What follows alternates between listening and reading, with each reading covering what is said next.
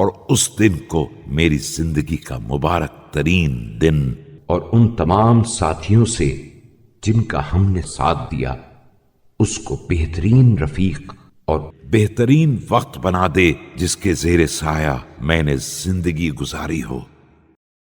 ہمیں ان لوگوں میں قرار دے دے جن پر تیری تمام مخلوقات میں آج کے شب و روز گزرے ہوں، اور انہوں نے تیری دی ہوئی نعمتوں کا شکر ادا کیا ہو،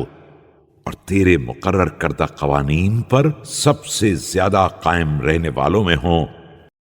اور تیری ممنوع اشیاء سے رک جانے والوں میں سے زیادہ محتاط ہوں۔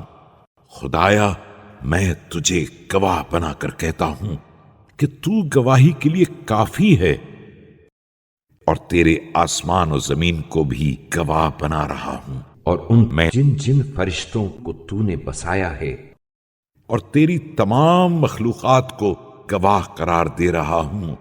آج کے دن اور آج کی سات اور آج کی رات،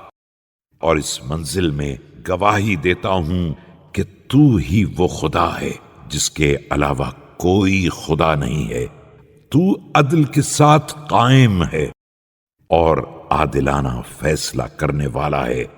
اور بندوں پر مہربان ہے، اور سارے ملک کا مالک ہے، اور تمام مخلوقات پر مہربان ہے۔ اور میں گواہی دیتا ہوں کہ محمد صلی اللہ علیہ وآلہ وسلم تیرے بندے، رسول اور مخلوقات میں تیرے پسندیدہ ہیں۔ تو نے انہیں رسالت کا ذمہ دار بنایا تو انہوں نے پیغام کو پہنچا دیا، اور امت کو نصیحت کا حکم دیا تو نصیحت فرما دی۔ خدایا، اب محمد و آل محمد پر اس سے زیادہ رحمت نازل فرما جس قدر تو نے اپنے کسی بھی بندے پر نازل کی ہو، اور انہیں ہماری طرف سے اس سے بہتر رحمت عنایت فرما دے جو تو نے کسی بھی بندے کو عنایت کی ہے، اور ہماری طرف سے اس سے بہتر اور اشرف جزا دے دے جو تو نے کسی بھی امت کی طرف سے کسی بھی پیغمبر کو عطا کی ہو۔ بے شک تو بڑے احسانات کرنے والا اور عظیم گناہوں کا معاف کرنے والا اور ہر مہربان سے زیادہ مہربانی کرنے والا ہے۔